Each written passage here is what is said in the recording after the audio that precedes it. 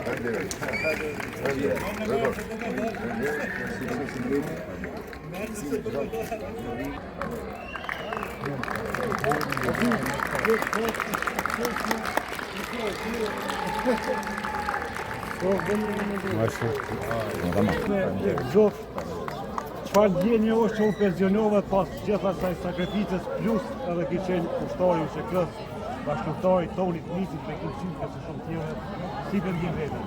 Je emocionuar? Po, shumë. Ishte nisë si në luftë ashtu. Si në luftë ashtu një paqë, qartësisht, respekt.